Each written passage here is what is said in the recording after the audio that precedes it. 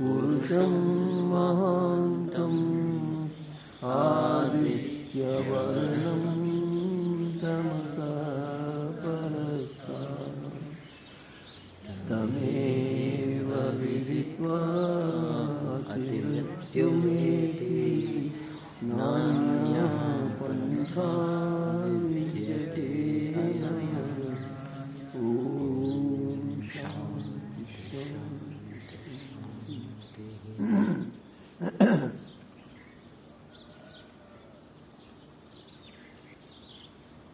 मनुष्य का जन्म परमात्मा को जानने के लिए और जनाने के लिए होता है। तो आज मैं वेद का स्वाध्याय कर रहा था। एक मंत्र खंड आया है, न त्वद्रिते भवते धाम किंचन। हे परमेश्वर, तेरे बिना संसार पवित्र नहीं होता। संक्षेप में मूल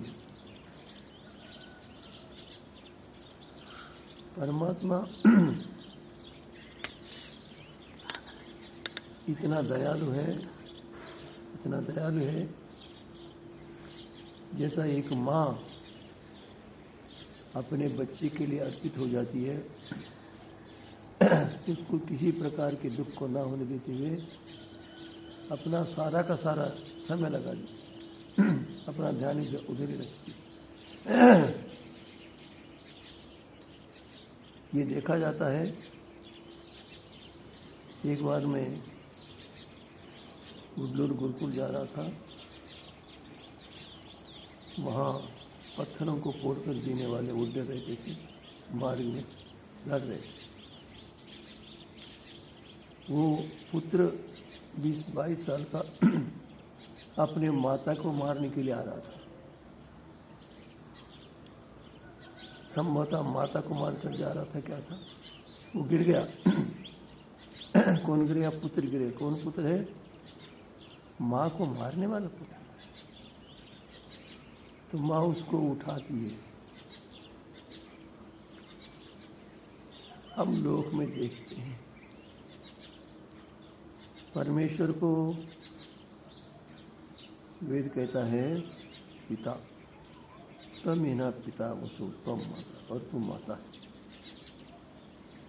जिस प्रकार माता बच्चे की रक्षा के लिए, बच्चे के सुख के लिए, बच्चे की उन्नति के लिए, जीवन पर्यंत सुखी रहने के लिए, बिना कष्टों के, बिना बाधाओं के जैसे सोचती है, जैसे तड़पती है, वो हमारे लिए उदार है। परमात्मा ने इस प्रकार का उपाय किया, इसे बढ़कर और कोई उपाय नहीं हो सकता उसको जानने के लिए। हम माता के एक एक व्यवहार को देख लें तो जान सकते हैं कि माता बालक का कितना हित चाहती है। सबसे सर्वस्व उसका बालक होता है। हम गाय को भी देखते हैं, जब गाय बच्चे को देती है उसके पश्चात उसके पास किसी को नहीं आने देती। उसके शरीर में पीड़ा है फिर भी बच्चे के पास किसी को नहीं आने देती। ये उदाहरण है। परमात्मा आंखों से दिखने वाला पदार्थ नहीं, किंतु जैसा एक रक्षक रक्षा करता है, उसी प्रकार परमात्मा रक्षा करता, अर्थात सब कुछ मानव के लिए देता है, सब कुछ देता है। उससे बढ़कर परमात्मा और कुछ नहीं कर सकता। बच्चा जन्मता है गौ का और भूख लगती है तो दूध पीने के लिए अगले पैरों के पास जाकर मुंह मारता रहता है। साक्षात हम देखते हैं। इसी प्रकार मानव संसार के पदार्थों की ओर प्रयत्नशील है, निरंतर निरंतर। तो मनुष्य विचार करें, उसको पता चलेगा। मनुष्य एक बात पर विचार करता है, उसको ज्ञान हो जाता है। परमेश्वर के विषय में चिंतन करने का अभ्यास करें। उपनिषद में कहा है कि संसार के समस्त कार्यों को छोड़ो और परमेश्वर के स्वरूप को जानो। परमेश्वर के स्वरूप को जानने से तुम्हारे सारे के सारे क्लेश, कष्ट, दुख दूर हो जाएंगे। यथार्थ है। ऐसा ना समझे कि हम परमेश्वर की जानने में समय लगा देंगे, हम अपना पेट में नहीं भर पाएंगे। ऐसा नहीं। जो परमेश्वर की उपासना करता है, परमेश्वर का चिंतन करता है, वो अपने परिवार को सुखमय बना सकता है। जितना परमेश्वर को जानने वाला परिवार को सुखी रखता है, उतना परमेश्वर को ना जानने वाला नहीं रख सकता। वह परमेश्वर को देखता है। परमेश्वर सबका हित चाहता, सबका हित करता रहता है। उसको कोई प्राप्त करे ना करे, ये दिखता है। एक कवि ने लिखा है, तेरी सत्ता के बिना हे प्रभु मंगल मूल, पत्ता तक हिलता नहीं, खिले न कोई फूल। यदि परमात्मा न होता तो पेड़ का पत्ता भी न बनता, पेड़ भी न बनता, पेड़ हिलता भी नहीं। तो इस प्रकार हम देखते हैं कि सर्वत्र परमात्मा है और परमात्मा को जानने के लिए प्रयास करें, निरंतर स्वाध्याय करें, निरंतर चिंतन करें। प्रातःकाल उठते ही, आँख खुलते ही परमात्मा का चिंतन प्रारंभ हो। किस परमात्मा का? जो चेतन है, सर्वत्र व्याप्त है, तो रात दिन हमारे हित के लिए, हमारे सुख के लिए, हमारी सुविधाओं के लिए, हमारे कष्टों को, क्लेशों को दूर करने के लिए प्रयत्नशील रहता है। एक व्यक्ति अपने संतान की उन्नति के लिए, संतान की रक्षा के लिए, सुख के लिए प्रयत्न करता है, तो उसको बहुत प्रकार के कष्ट उठाने पड़ते हैं, बहुत प्रयत्न करना पड़ता, किंतु परमात्मा को प्रयत्न करना नहीं पड़ता। परमात्मा इतना शक्तिमान है, इतना ज्ञानी है, हम चिंतन नहीं करते। यदि परमात्मा की ज्ञान का, परमात्मा के स्वरूप का, परमात्मा के आनंद स्वरूप का ज्ञान प्राप्त करें तो हम परमात्मा की ओर मुग्ध हो जाएंगे। परमात्मा का चिंतन करते करते करते मनुष्य उठता नहीं, आनंद आता है, ज्ञान बढ़ता जाता है, निरंतर बढ़ता जाता है। केवल परमात्मा में मन को लगावें, परमात्मा के गुणों का चिंतन करें, उसका ज्ञान बढ़ता जाता है, आनंद भी आता जाता है। ऐसा दिखता है मानव को वर्षा होने वाली हो और बादल घिर गए हों और वायु के कारण से बादल छिंट जाते हों, तो थोड़ी देर में, थोड़े समय में बादल सारे दूर हो जाते हैं, फिर सूर्य दिखने लग जाता है। इसी प्रकार परमात्मा में मन को लगाकर सब ओर से मन को हटाकर परमात्मा में लगाने से, परमात्मा के गुणों का चिंतन करने से जितना जितना परमेश्वर का हमको ज्ञान होता उतना उतना आनंद आता है।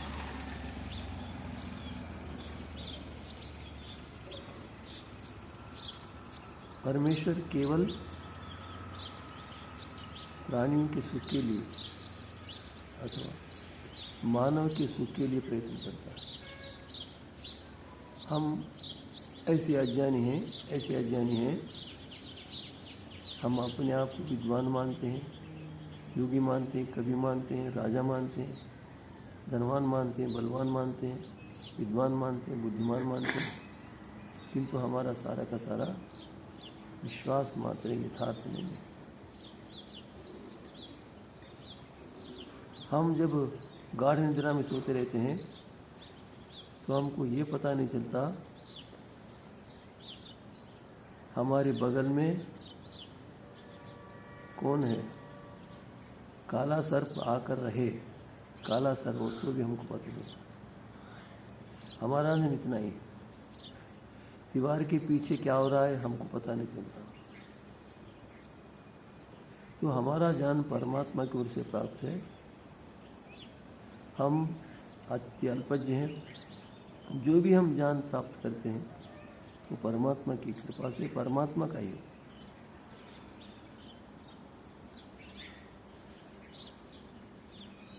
एक घटना है उपनिषदों में आती है।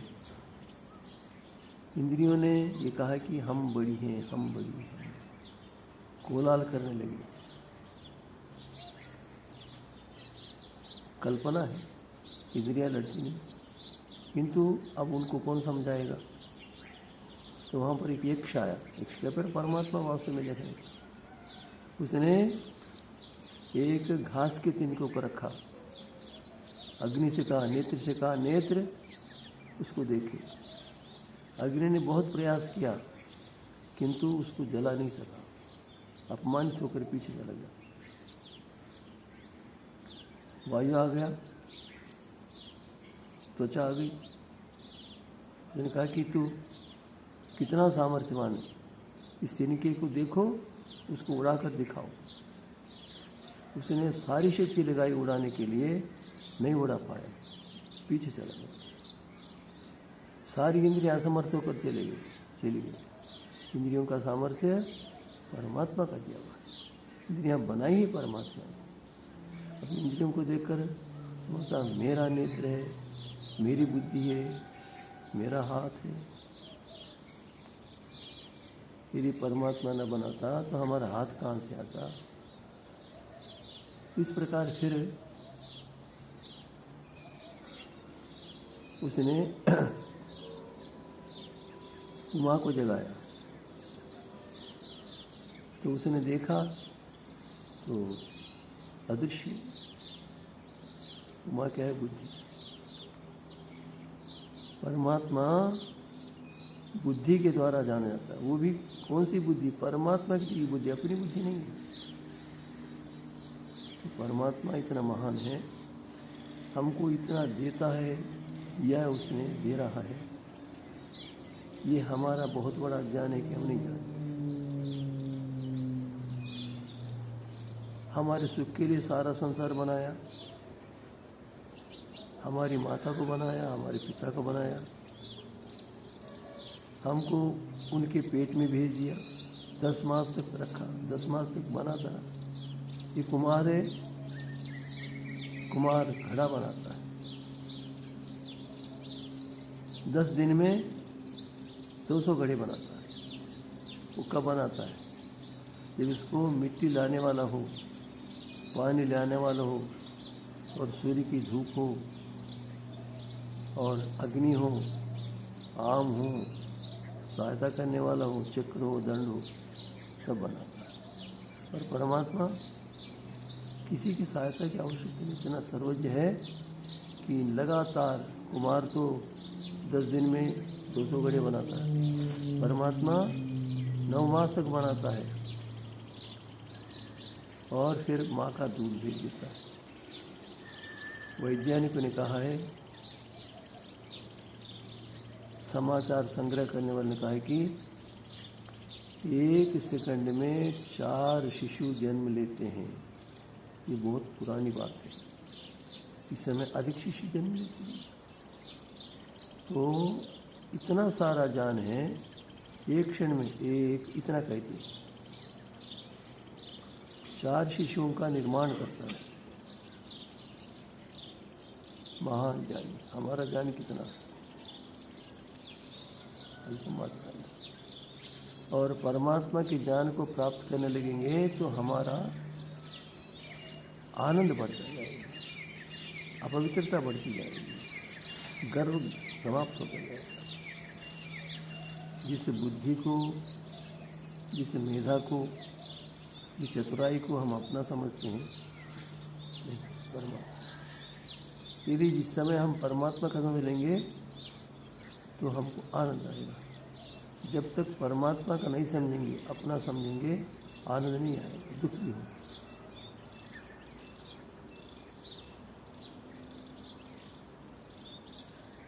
परमात्मा कितना हमारे लिए प्रयत्न करता है, हमें यदि जानने लगे तो हमारा स्वार्थ सारा का सारा हम अपने लिए प्रयत्न करना छोड़ देंगे, दूसरों के लिए प्रयत्न करना प्रारंभ करेंगे। ये स्वभाव है। परमात्मा की उपासना करने वाला अपने लिए कुछ करता नहीं, अपने लिए कुछ सोचता नहीं, वो दूसरों के लिए करता है। तो दूसरे से उसकी सब सुविधाएं प्राप्त होती हैं। दूसरों से सुख सुविधा के लिए नहीं, केवल दूसरों के हित के लिए सोचता है, दूसरों के हित के लिए करता है। दूसरों के हित के लिए करते समय उसको परमात्मा और अधिक आनंद देता और ज्ञान बढ़ता जाता है। दूसरों के सुख के लिए प्रयत्न करते समय कुछ विघ्न भी आते हैं अपने कारण से, आगे परमात्मा के दिव्य ज्ञान से उसका ज्ञान बढ़ता है। ऐसा प्रयत्न करता है कि उसके कार्य में दोष नहीं रह जाता। और जब दूसरों का हित हो जाता है तो उसको परमात्मा आनंद देता है, बहुत आनंद। वो इंद्रियों से प्राप्त नहीं होता।